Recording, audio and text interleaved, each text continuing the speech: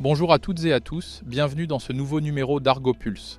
Le mois dernier, les marchés américains ont atteint des sommets historiques, portés par la bonne performance de la tech, un dollar en recul et les anticipations de baisse de taux.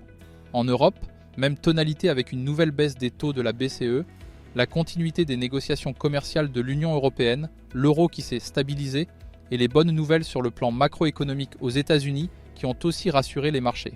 Les banques centrales maintiennent toutefois une approche prudente en attendant plus de clarifications sur les politiques tarifaires de Trump. Dans ce contexte, plusieurs risques méritent d'être suivis de près. Notamment une possible dégradation des négociations commerciales avec Trump, des signaux macroéconomiques moins favorables aux États-Unis, la saison de résultats des entreprises, et enfin les tensions potentielles sur les marchés obligataires américains. Il est donc conseillé aux investisseurs de privilégier la prudence. Diversifier les portefeuilles pour limiter l'exposition aux actifs les plus volatiles est essentiel.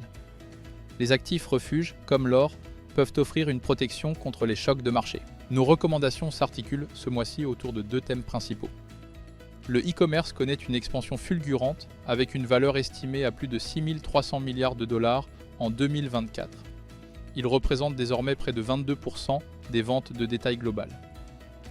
D'ici 2028, le marché devrait atteindre plus de 8 000 milliards de dollars, tirés par des taux de croissance à deux chiffres, en Asie du Sud-Est, en Inde, en Afrique et en Amérique latine. Ce dynamisme repose sur plusieurs leviers structurels: la digitalisation, l'utilisation massive du mobile, les paiements numériques et la transformation des comportements d'achat, de plus en plus tournés vers la personnalisation et l'instantanéité. Notre deuxième recommandation est la gestion des déchets. Avec plus de 2,2 milliards de tonnes de déchets générés en 2023 et plus de 3,4 milliards attendus d'ici 2050, la gestion des déchets devient un enjeu clé.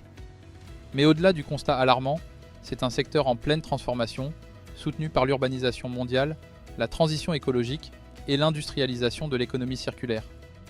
À ce jour, seuls 19% des déchets sont recyclés à l'échelle mondiale et près d'un tiers d'entre eux sont mal gérés, posant des risques majeurs pour la biodiversité, la santé publique et le climat.